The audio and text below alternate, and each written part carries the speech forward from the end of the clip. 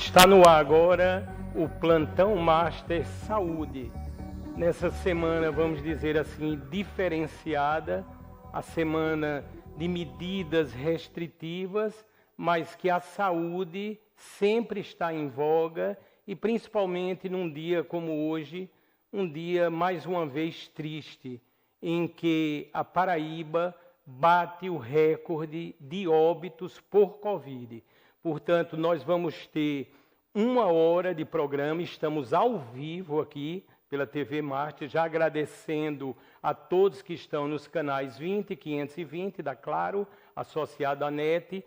O YouTube em TV Master Play também está transmitindo nesse momento e todas as redes sociais, os aplicativos da TV Master estão à disposição para, através da informação, salvar vidas. Eu já quero agradecer ao Alisson, ao Rafael, as pessoas que estão nesse momento trabalhando para levar um programa de qualidade realmente. E a produção do programa é da Verônica Amorim.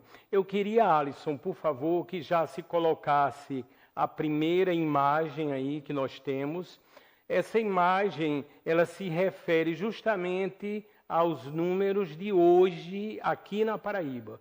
Portanto, vocês estão vendo aí 70 óbitos realmente, e agora já temos, infelizmente, é um número muito grande, é um número triste, é um número preocupante de 5.671 pessoas na Paraíba que perderam a vida pelo Covid. Mas embaixo dessa mesma tela é a ocupação de UTI, a ocupação de enfermaria.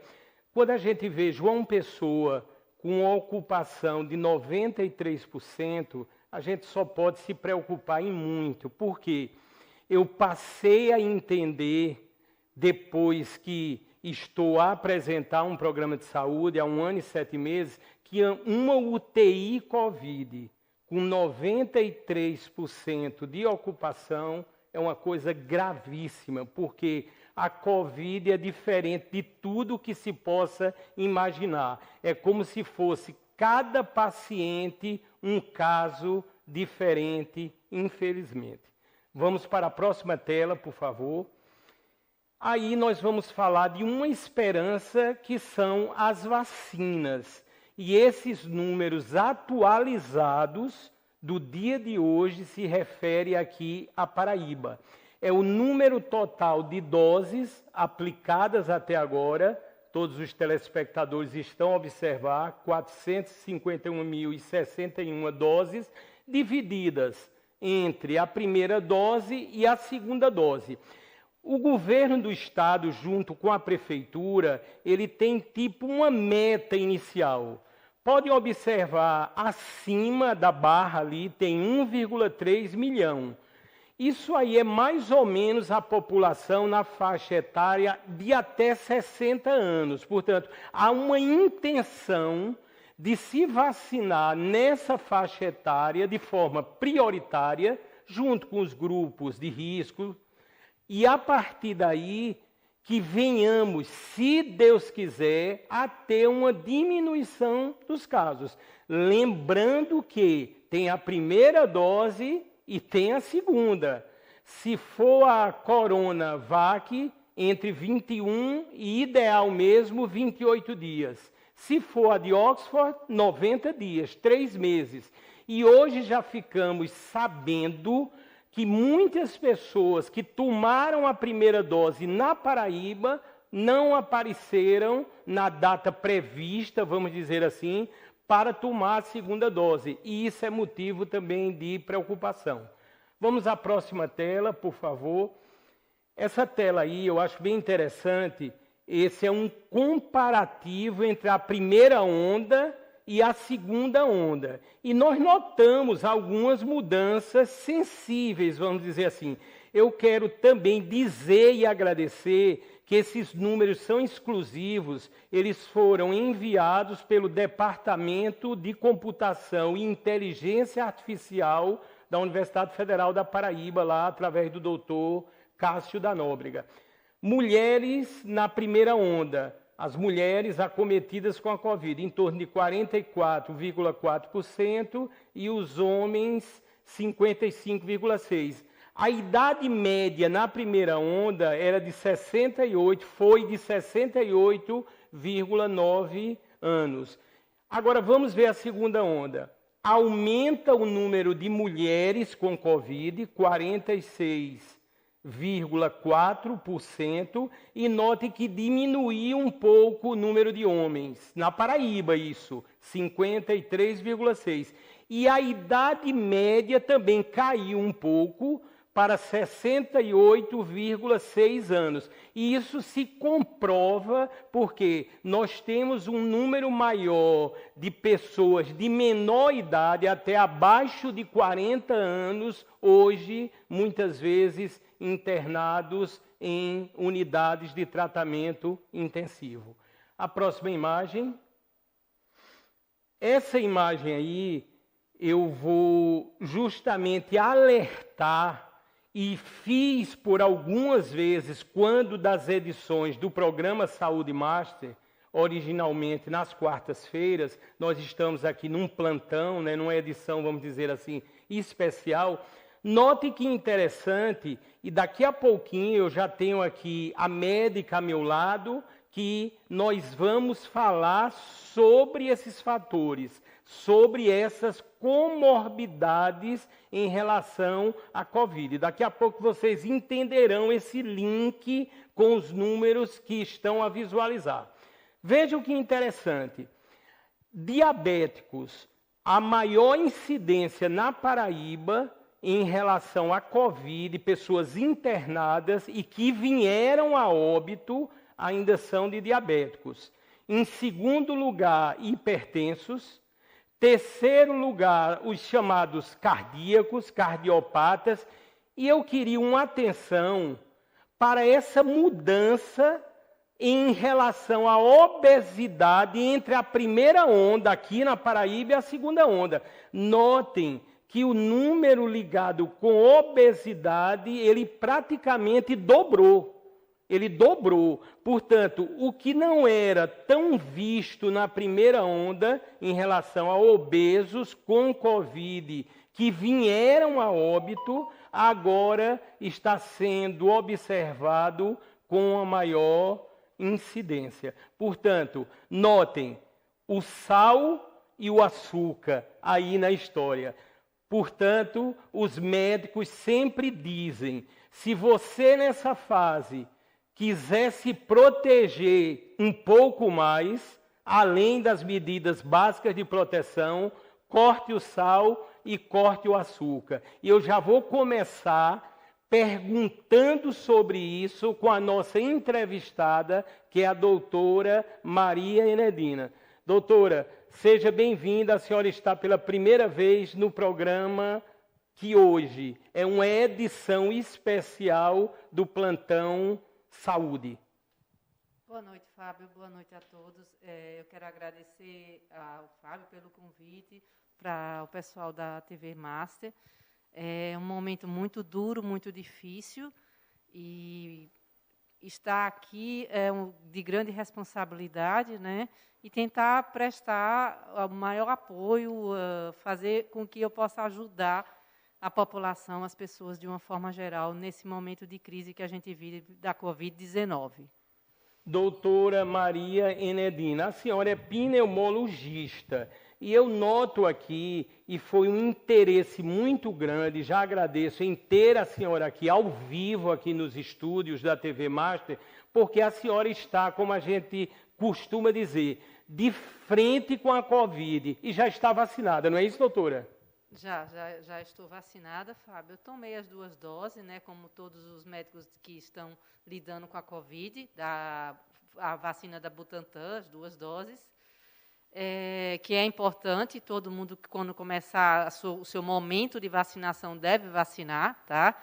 Eu falo que nunca vacina foi 100%, sempre foi assim, por a gripe a gente tem que vacinar todo ano, e eu falo que eu parti de 0% para 50% de proteção, isso é muito importante, mas não é a solução definitiva, eu ainda tenho que ter os cuidados de prevenção, Com o uso de máscara, higienização das mãos e o distanciamento social. Ainda é necessário.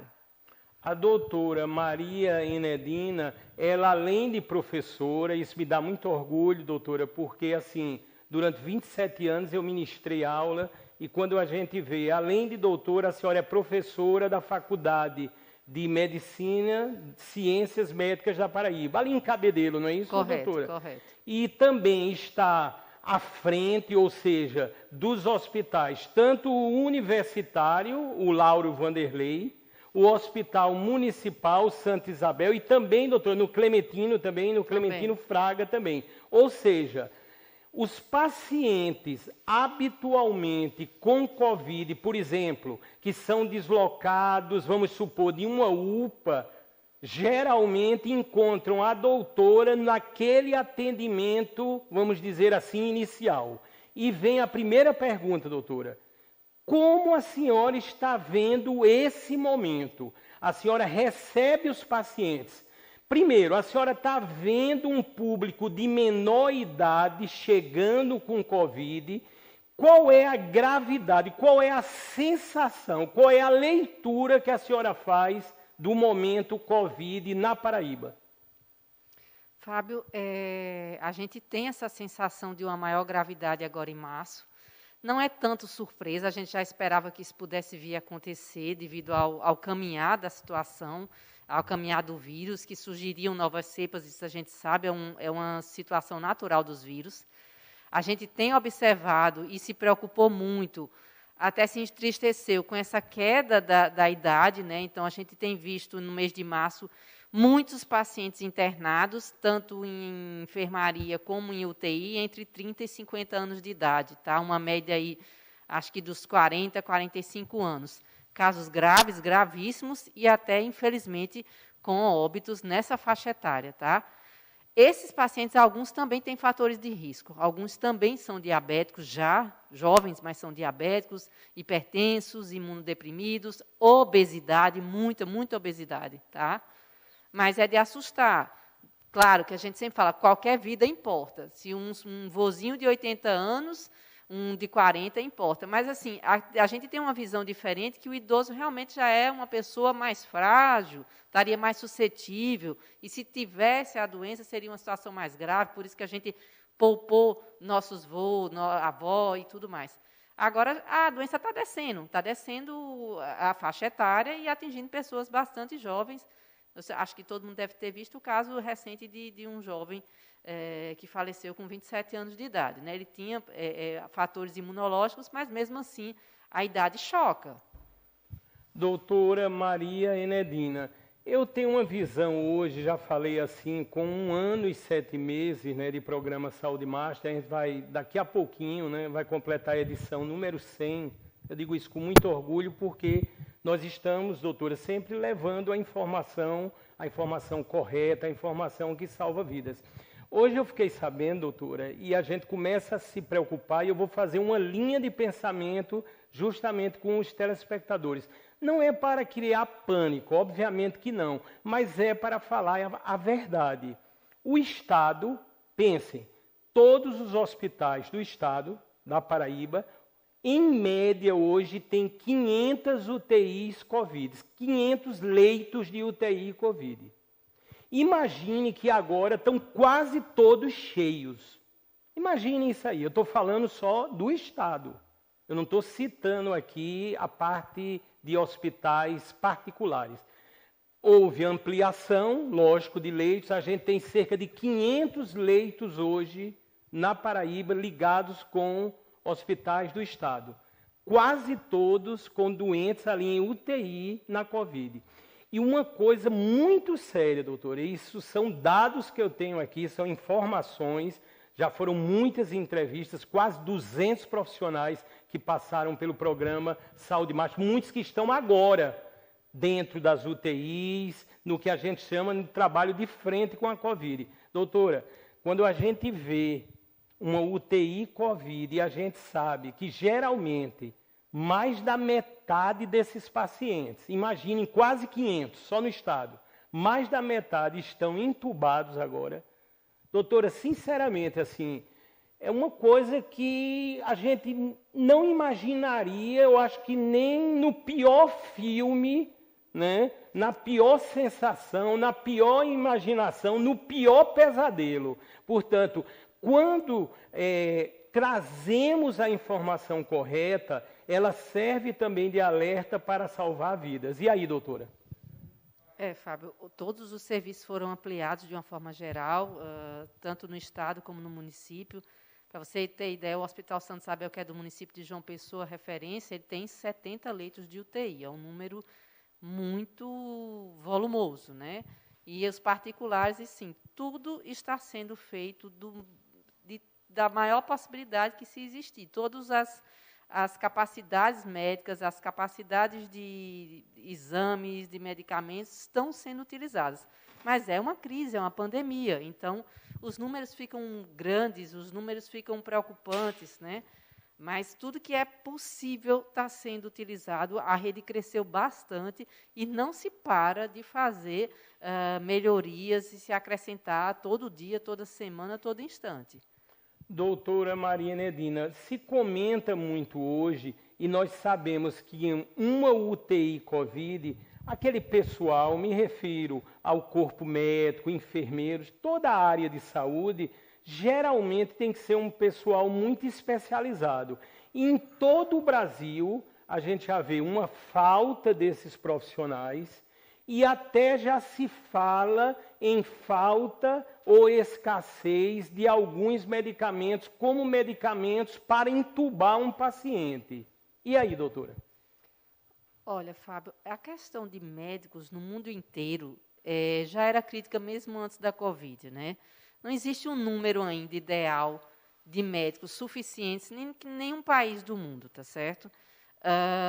Há necessidade de mais formação médica, mais formação de qualidade. Não é um curso fácil. Você tem 6 anos de faculdade mais 4 de especialização, de residência. São 10 anos, né? Então, para tratar esses pacientes, você tem que ter toda uma formação, todo um preparo diferenciado. Não é um clínico que sai exatamente da faculdade que tem condições de dominar isso. Tá? Então, o que a gente já alertava a população para ter consciência de se cuidar é isso. Chegaria um momento que a gente não teria médico suficiente, enfermeira suficiente, fisioterapeuta suficiente, tá? Além do que, como os profissionais de saúde estão na linha de frente, eles estão expostos a uma carga viral tremenda, até mesmo se protegendo, muitos e muitos adoeceram e até se foram. Então, isso a gente tem que ver que é uma realidade, é um fato que não dá para a gente modificar da noite para o dia, como se fala. Não dá como você fabricar médico que faça 6, 10 anos para se formar em um ano de pandemia. Não dá para arrumar enfermeira fisioterapeuta em um ano de pandemia. Tudo tem que ter um processo, tem que ter uma capacitação. Não é só ter vontade de trabalhar, tem que também ter condições técnicas de trabalhar. Doutora Maria Enedina, nós sabemos que a Covid é uma doença que deixa, na maioria dos casos, inúmeras sequelas. Inclusive, já há um estudo, eu tive lendo, universidades americanas, a China mesmo, ou seja, onde lá tudo se iniciou, basicamente, que essas sequelas já somam-se mais de 200. Imagina, você sair de uma Covid e se deparar com outros sintomas que, investigados, já chega a mais de 200. Por exemplo, pessoas que começaram a ficar esquecidas. É o caso, eu vou dizer, por exemplo, meu irmão, doutora. Meu irmão teve Covid, chegou a ser hospitalizado, graças a Deus está bem, voltou ao trabalho, mas ele se nota assim, muito esquecido. A esposa teve Covid já há uns 5 meses. Hoje mesmo ela já estava ainda com queda de cabelo. E vários outros sintomas aí variados ao extremo. Doutora, como é que a senhora tem visto? Porque qual é a minha imaginação? Que isso pode virar uma loucura, uma tremenda loucura. A pessoa saiu curado com a Covid e agora todo mundo, ou uma grande parte, começa a voltar às clínicas e aos hospitais com outras patologias. E aí, doutora? Fábio, como você falou, realmente 200 sintomas variados. Então, todo tipo de especialidade está comprometida. Então, desde transtornos na pele, de queda de cabelo, esquecimento, a dor de cabeça persistente, a síndrome da fadiga crônica. Então, as pessoas jovens, eu recebo isso, a pneumologia está recebendo tanto o COVID como o pós-COVID, como a gente fala, a síndrome pós-COVID, né? Então, pessoas que estão extremamente cansadas, esquecidas, momentos de ausência, que não lembram o que ia fazer, não lembram o que fez, a dor de cabeça, distúrbios do sono, distúrbios gastrointestinais, distúrbios hematológicos do sangue, tipo anemia, tromboses pós-COVID. Então, é uma doença que é longa, prolongada, e além de depois se recuperar da fase aguda, da fase da infecção viral, você acaba convivendo com coisas que te limitam a convivência social, limitam o desempenho no trabalho, limitam sua capacidade de sono adequado. É uma situação muito sofrida mesmo. A gente precisa de um esforço tremendo, não só agora, mas depois. Já estamos precisando, porque já estamos pegando os pacientes que estão nessa fase do pós-Covid, e provavelmente a gente vai precisar de centros especializados, de equipes multiprofissionais, porque não só o médico vai dar conta disso, a gente precisa do psicólogo, muitas pessoas com ansiedade, transtorno de ansiedade, com insônia, a gente precisa do fisioterapeuta para reabilitação, tanto de musculatura, da parte física de corpo como respiratória, certo? Então, uma gama de profissionais para poder dar um suporte para essa pessoa que ou internou na UTI e teve uma situação extremamente grave, inclusive de intubação, ou até mesmo aqueles de enfermaria e apartamento que precisaram de oxigênio, eles também estão ficando com muita sequela. Veja bem, não só a COVID grave, pacientes também com COVID leve e moderada, eles estão ficando com sintomas pós-COVID. Eu quero agradecer também a todos os internautas que estão agora conectados, né, acessando em qualquer dispositivo o endereço tvmaster.tv. Doutora, eu tenho uma pesquisa ainda no contexto das sequelas, eu tenho uma pesquisa aqui que foi feita em 56 países. Vejam os senhores, as senhoras, como a coisa é muito preocupante. A pesquisa em 56 países pegou quase 4.000 pacientes, ou seja, que tiveram a COVID, detectaram esses vários sintomas, já mais de 200, e notaram que a volta relativa ao trabalho dessas pessoas que tiveram COVID é de aproximadamente 6 meses. Quando você pensa isso num mercado de trabalho que já estamos no Brasil, no sofrimento das empresas, principalmente as pequenas e as micro e as médias empresas. E você nota também um detalhe como esse. Eu, muitas vezes, nas minhas madrugadas de pesquisas para o programa, o que eu tenho feito mais é orar. É feito oração. Agora, nunca esqueçam, a palavra oração inclui o nome também ação. Temos que ter ação. Não podemos desistir. E aí, doutora? Tem toda a razão, Fábio. A gente não pode desistir, é isso que está acontecendo, a gente persiste, a gente está procurando melhorar cada vez mais e ter novas descobertas. Essa questão de dar o apoio, o suporte para o paciente pós-Covid, das sequelas. E nas sequelas respiratórias, são muito duras. Alguns pacientes precisam do uso de oxigênio persistente, e aí não só um retorno prolongado ao trabalho, e muitos não vão retornar ao trabalho. São pessoas que vão ficar incapacitadas para o trabalho. Felizmente, mesmo nos que foram internados em UTI e foram intubados, não é a maioria que tem evoluído, que a gente tem observado no mundo inteiro, os relatos, as publicações dos artigos científicos. Temos 2 entidades, a fibrose pulmonar, que é uma inflamação persistente com cicatriz no pulmão, e aí a pessoa fica realmente muito inválida e precisa de oxigênio suplementar. E a pneumonia organizante. A pneumonia organizante a gente chama pneumonia, mas não é uma coisa aguda, é uma nomenclatura na pneumologia.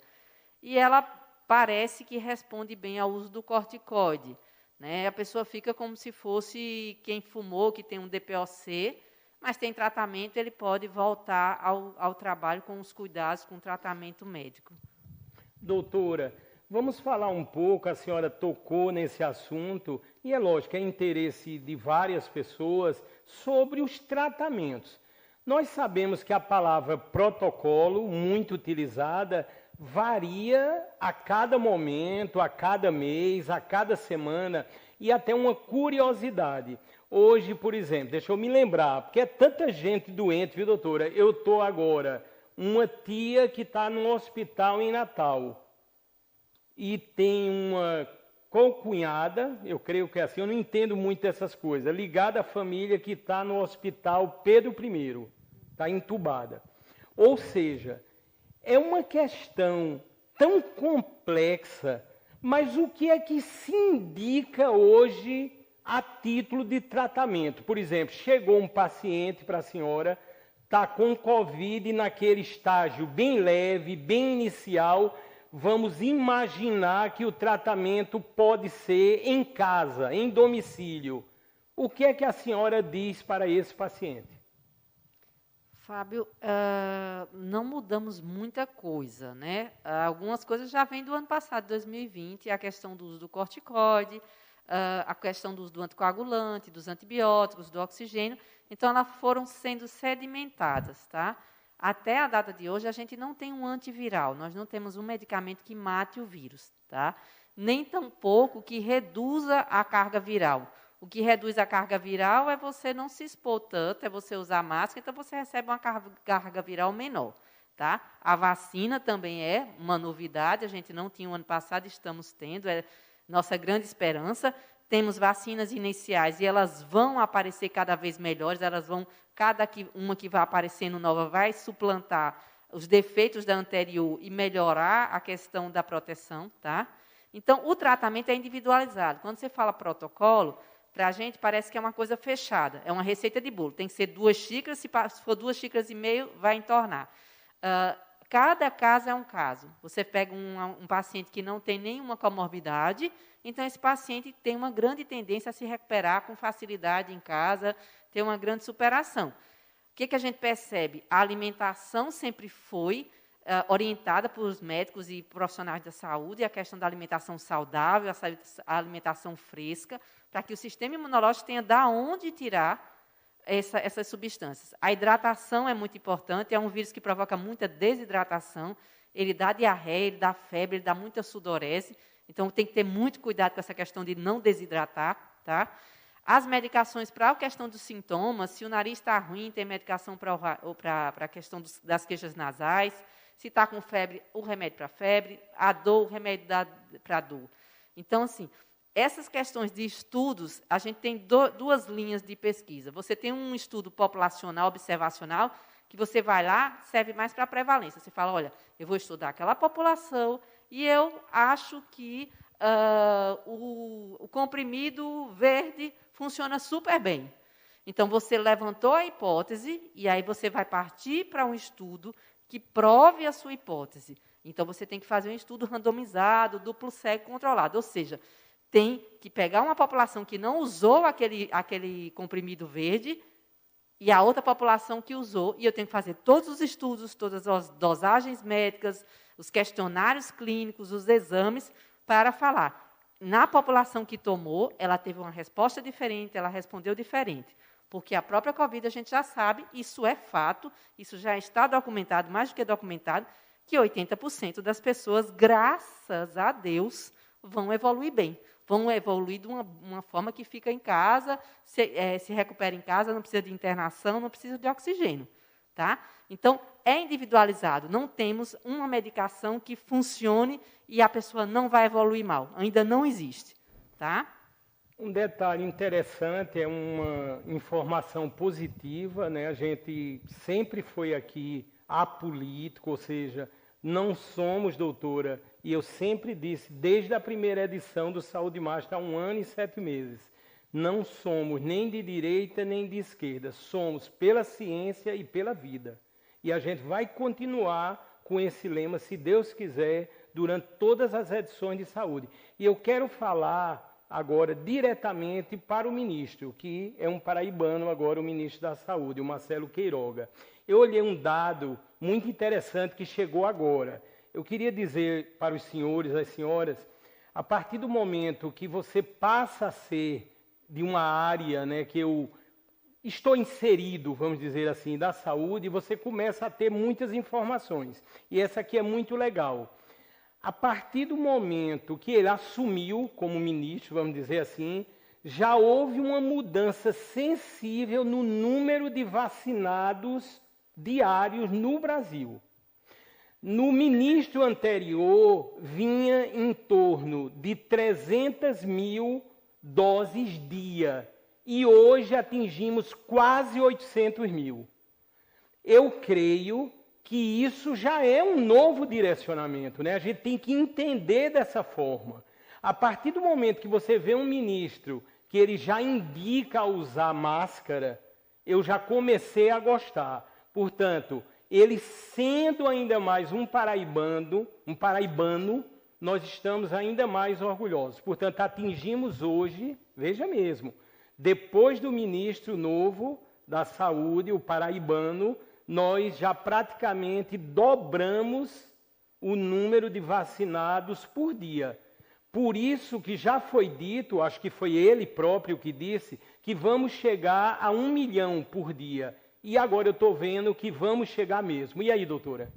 Com certeza, Fábio. Isso já era esperado. A gente já esperava isso do ministro da Saúde agora, o doutor Marcelo Queiroga, que ele realmente fosse um grande incentivador e que fizesse com que funcionasse a vacinação, tá? Às vezes a gente escuta muita coisa, como você falou, somos em prol da saúde, das vidas e da ciência, tá?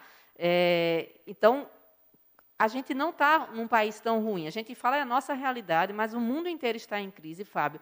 E o mundo inteiro está com dificuldade de vacinação, porque é o mundo inteiro, não é só o Brasil que está vivendo como eram as outras doenças.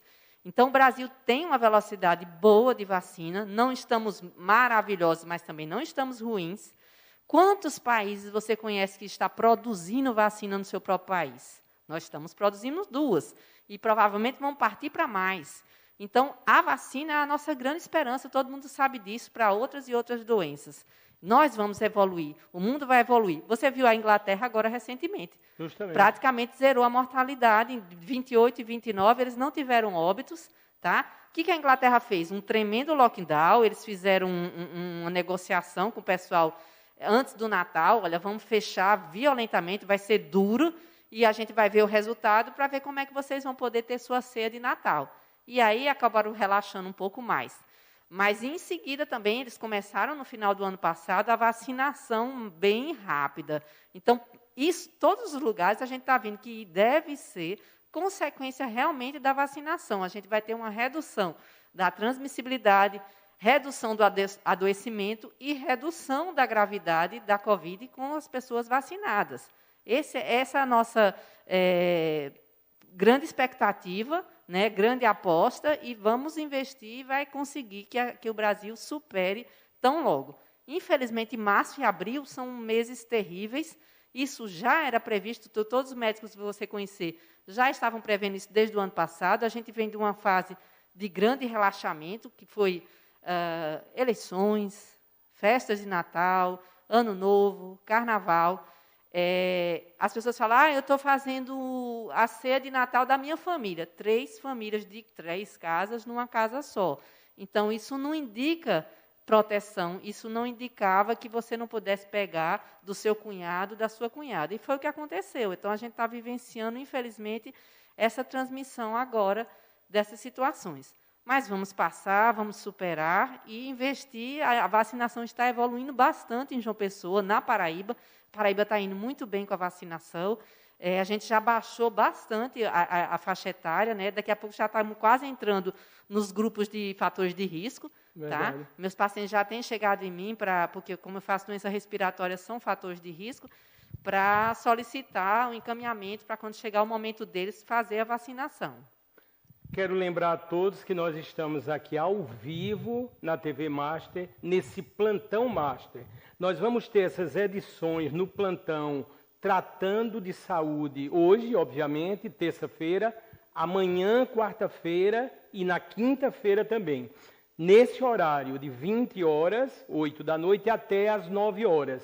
E amanhã, o meu convidado de amanhã, vem diretamente de Campina Grande. Alô, Campina Grande! É o doutor Sebastião Viana. Ele é diretor técnico do Hospital de Trauma de Campina Grande. É uma estreia também aqui. Eu já havia entrevistado o do Hospital de Trauma aqui, o Humberto Lucena, né, de João Pessoa, do Hospital Metropolitano, e agora chegou a vez do diretor do Hospital de Trauma de Campina Grande. Ele já me passou, a gente já vem tratando a pauta com uma certa antecedência. Eu tenho esse esmero, esse cuidado, essa responsabilidade, e vocês vão ver vários números ligados a Campina Grande.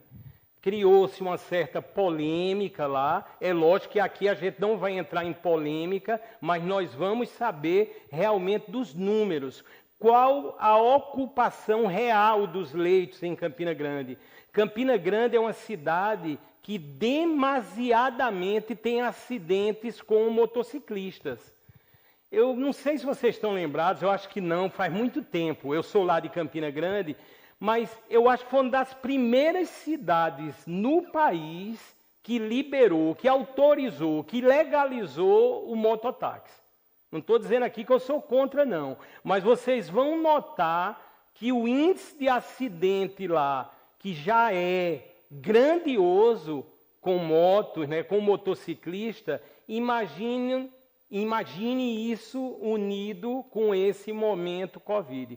Portanto, não percam também amanhã o doutor Sebastião Viana. E na quinta-feira, às 20 horas, um dos maiores especialistas em vacina no Brasil, ligadas a uma universidade que é considerada a melhor e uma das maiores do mundo, se tratando de pesquisa também na área da saúde, que é o doutor Ricardo Azevedo. Ele vai estar aqui quinta-feira.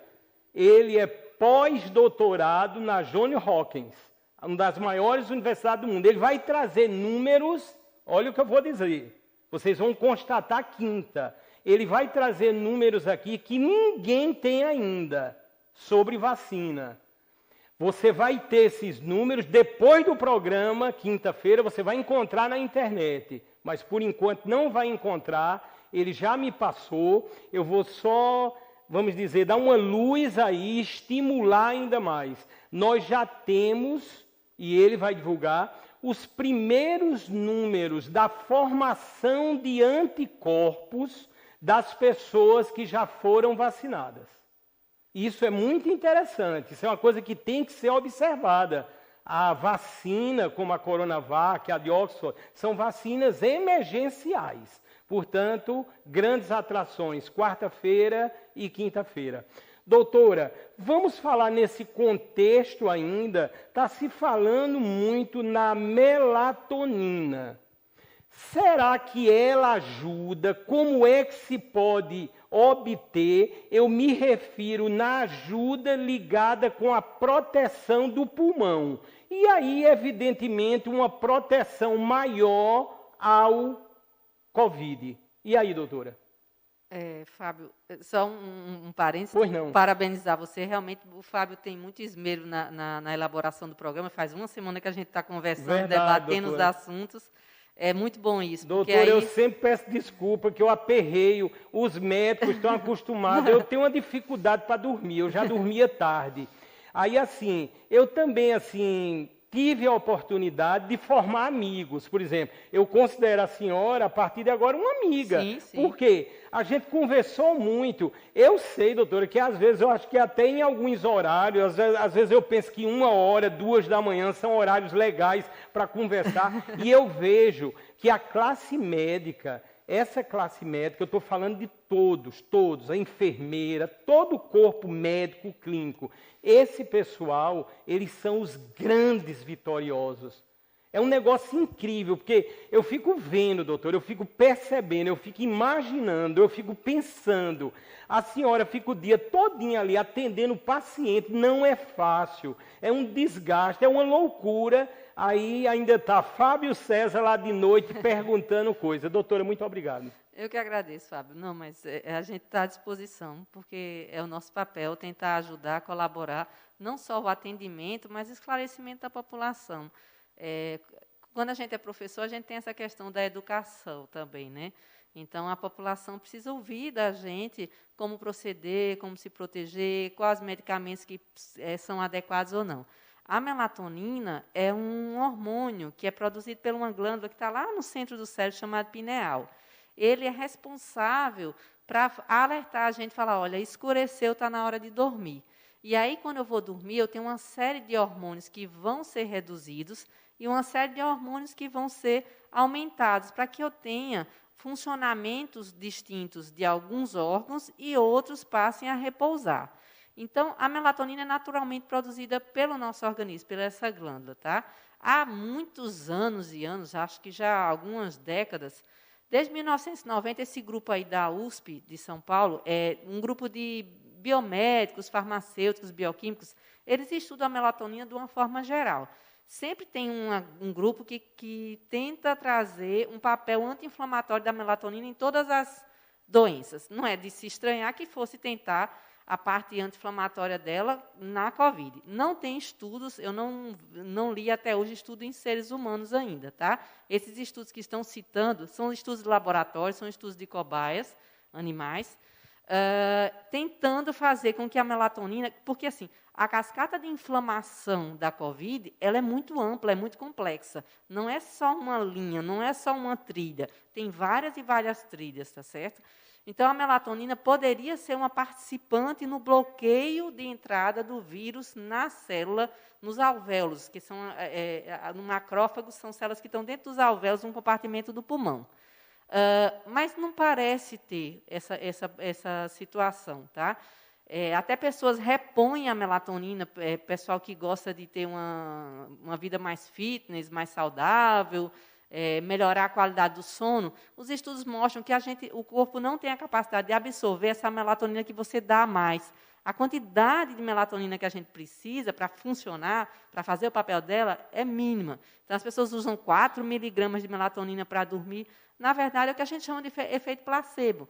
Né? O efeito placebo, numa pesquisa, ele pode chegar a 30%. 30% dos pacientes, a pesquisa é uma coisa muito controlada, a gente tem acesso ao paciente semanalmente, ele tem acesso ao assistente social, a um grupo de médicos. Então, essa influência psicológica também faz efeito. A gente sabe, a mente do ser humano, a fé, é reconhecida na medicina, é reconhecida na psiquiatria, então funciona. Tá? Então, até agora, não tem pesquisa em ser humano para a COVID, da melatonina. A suspeita, né, que seria um anti-inflamatório, mas não parece que vai mais para frente. Uma pesquisa muito interessante agora é do ácido acetil salicílico, AS, aspirina, que as pessoas chamam. Né? Ele tem mostrado efeitos promissores em estudos pequenos, tá? Como um anti-inflamatório. Ele é um antiagregante plaquetário, por quê? A COVID ela provoca uma inflamação no alvéolo do pulmão, um compartimento do pulmão, e também nos vasos sanguíneos, uma endotelite. Essa endotelite acaba sendo em todos os órgãos, no cérebro, no coração, nos rins, no fígado.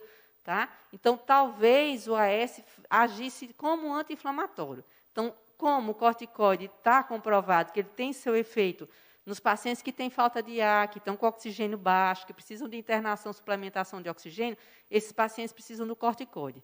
Ele é um hormônio anti-inflamatório. Se eu usar ele na fase inicial, na fase de replicação viral, na fase que meu sistema imunológico está lá firme, forte, lutando, eu vou suprimir o sistema imunológico e aí eu vou prejudicar o corpo de se defender contra o vírus. Tá? Então, o anticoagulante, né, a heparina, que as pessoas chamam, aquela injeçãozinha na barriga, ele tem também um efeito, porque é uma doença protrombótica, ou seja, forma microtrombos na circulação sanguínea de vários órgãos, como o pulmão, como o fígado, como os rins. Então, em alguns pacientes, não são todos, tem indicação. Então, por isso que a gente partiu da medicina, evoluiu muito, tá, Fábio? A gente não pode voltar para a pré-história. A gente evoluiu para as evidências claras, concretizadas, comprovadas pelos pares, E a medicina personalizada. A gente sempre falou isso, principalmente na pneumologia. Cada paciente é um paciente. Eu tenho aquele direcionamento, olha, tal doença é melhor tal remédio. Mas, de repente, para o seu João, aquele medicamento não é bom para o seu João, eu tenho que procurar um outro. Então, a gente tem que estar vendo cada caso um caso, como você falou no início. Você tem 60% dos pacientes entubados, mas cada paciente entubado é um paciente, né? Todos com Covid, mas um é diabético, o outro é asmático, o outro é fumante, o outro é obeso. Então, eu tenho que individualizar o tratamento para cada um. Então, a gente tem constatado o bom funcionamento do corticoide empregado no momento certo, por um médico que realmente sabe o funcionamento e os efeitos colaterais. A gente tem também o anticoagulante no momento certo e outros medicamentos. Então, tem sim como ser tratado esses pacientes de uma forma adequada, de uma forma individualizada. Doutora, ainda no campo aqui, porque a internet está mostrando muito isso, no campo da melatonina. Eu me lembro, doutora, estou me lembrando isso agora, não foi nessa época Covid. Há muitos anos atrás, teve uma época que eu comprei para dormir. As pessoas parecem que ajuda no sono. Doutora, aconteceu uma coisa muito estranha, estou me lembrando agora. Eu comecei a tomar, aí eu fui dormindo melhor, mas eu passei a ter sonhos terríveis. E eu não costumo sonhar, eu não me lembro, sei lá, como é que funciona aí mentalmente. E quando se tomou a melatonina, eu notei que quase toda noite eu tinha um sonho. Aí ficou, que não era sonho, era um pesadelo. Aí eu notei, mexe mesmo com o cérebro, viu, doutora, isso aqui. Eu não sei como é dentro do corpo, mas... Ainda não tem uma explicação plausível para isso, mas os estudos relatam isso. As pessoas que usam suplementação de melatonina para dormir, que elas começaram a relatar que tinham sonhos e pesadelos, assim como você está relatando mesmo. Existe uma incidência grande. A gente não tem certeza, Fábio. Infelizmente, a gente gostaria que tudo funcionasse. Como era bom, que mundo maravilhoso, que tudo que a gente desse funcionasse. Não é assim. Além de você tomar a melatonina, com certeza você mudou hábitos na sua vida. Você se condicionou. Vou tomar a melatonina porque eu quero dormir melhor. Então, você fez outras coisas na sua vida. Deitar mais cedo, tirar o cafezinho na hora de dormir, algumas coisas que interferiam com a sua qualidade de sono, além da melatonina, você fez. Então, não tem uma comprovação. Eu tomo melatonina, se eu fizer uma bagunça na minha vida e tomar melatonina, eu vou dormir bem, eu vou adormecer bem e ter um sono de boa qualidade. Não temos essa constatação na ciência ainda. Mas existem esses relatos, eu vi na literatura, esses relatos que você falou, de ter sonhos e pesadelos com a melatonina. Mas exatamente por que ela provocaria isso, não dá para a gente saber. Ela é um hormônio do bem. Doutor, era um sonho tão estranho, viu, doutor? Era um sonho, era negócio com caixão, aqueles morto-vivo. Eu nunca tive medo, não, mas eu digo, não, vou parar, não é porque ela mexe, sei lá, ocorreu uma loucura. Doutora, a gente praticamente está encerrando esse plantão master. E a gente sempre encerra, o que é natural, não poderia ser diferente, com uma mensagem assim positiva. Essa mensagem que eu sei que o grande público agora quer ouvir da senhora. E também, lá na parte externa, na edição, que está o Rafael, está o Alisson, eles vão colocar imagens de um futuro. Vamos pensar positivamente, vamos pensar na alegria de um novo momento, que vai chegar, tudo na vida passa. E nós queríamos, doutora, agradecer imensamente a senhora e a senhora se sinta à vontade nessas palavras finais. Fábio, eu fico emocionada, eu que agradeço, fico muito grata de poder colaborar, de poder ajudar de alguma forma. Eu acho que é o grande intuito de todo mundo da saúde estar ali para ajudar o próximo. Nós já superamos um ano, né, mais de 12 meses, Fábio. Estamos aprendendo bastante, estamos tendo muita lição, aprendizado e incorporando tecnologias, tá certo? A questão do médico, do fisioterapeuta, da reabilitação respiratória, reabilitação física, o aparecimento das vacinas, e vão aparecer cada vez melhores, vacinas muito boas, e tenho certeza disso. a gente vinha num ritmo de vida do mundo assim muito complicado, que muitos setores avisavam, alertavam, que isso sirva também para a gente fazer uma autoavaliação, para a gente repensar como é que a gente estava consumindo, como é que a gente estava vivendo a vida, como é que a gente estava cuidando da nossa saúde, como é que a gente estava cuidando das pessoas que a gente ama.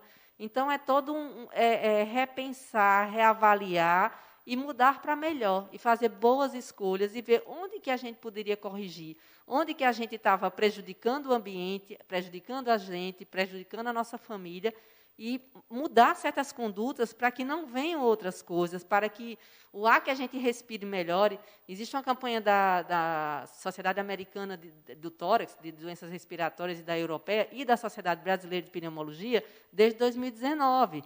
Vamos melhorar o ar que a gente respira, né? Então, é uma doença que a gente respira. E, naquela época, a Organização Mundial de Saúde dizia 2 bilhões de pessoas no mundo estão morrendo só pelo ato de respirar. Isso 2019, não tinha o coronavírus ainda. Tá? 2018, 2019, agosto de 2019, mais precisamente. E aí, quando foi dezembro de 2019, aparece um vírus. Então, vamos se unir, vamos pensar positivo, vamos trabalhar para que as coisas melhorem, né? Vamos buscar alternativas, porque elas existem, precisa de boa vontade, precisa de fé, precisa que o ser humano se torne mais positivo e mais fraterno, que pense não só em si, mas no próximo. As alternativas vão existir, as saídas vão existir e a gente vai vencer. Doutora Maria Enedina, eu quero agradecer demais, eu sei que o público já está vendo aqui, doutora. Doutora, aqui é um presente, assim, mas eu quero, assim, que essa imagem venha a ser um símbolo de gratidão, de amor. Eu sei que a senhora, como inúmeros, centenas e centenas de profissionais pelo Brasil inteiro, estão cada dia empenhados em salvar vidas. Esse é um mês também que a gente exalta muito a mulher também, esse mês que está terminando. Eu também, doutor, eu tenho um aplicativo que eu criei há 2 anos, é o SOS Mulher Brasil, que ele defende também as mulheres contra a violência. Portanto, assim, eu me sinto muito à vontade e no meu semblante, nesse momento, é o semblante de futuro, o semblante de esperança. Portanto, que essa imagem, esse símbolo, seja o símbolo que represente realmente a vitória dessa doença. E muito obrigado, viu, doutora? Muito obrigado pela senhora estar aqui, pela senhora existir. E já está higienizado também aqui, viu, doutora? Pode olhar que já está até um pouquinho. Porque, doutora, eu ando assim, ó, desde os primeiros programas, ó, aqui é o álcool em gel, né? Aqui, doutora, eu vou até, assim, só para uma garantiazinha maior, doutora. Mas muito obrigado, doutora. Eu que agradeço, Fábio, eu estou emocionada, porque doutora, é simbólico. Agradeço a você, agradeço a produção, porque é um símbolo de docilidade, de vida, né? A natureza é muito importante, foi muito significativo, é um símbolo assim, e uma flor rosa, engraçado, você não me conhecia tão intimamente, não. Mas a flor rosa para mim é assim, muito marcante, me emociona muito. Que a gente fique bem, que todo mundo fique bem, e vamos vencer tudo isso e superar. Muito obrigado pela grande audiência, fiquem com Deus. E agora já está aqui, vai entrar ao vivo o grande Padre Albeni, que realmente é uma liderança, é realmente uma pessoa assim incrível. Normalmente, quando acaba o programa dele na semana, aí começa o Saúde Master. E agora, nesse plantão, foi o inverso. Portanto, fiquem com Deus e continuem aí com a TV Master.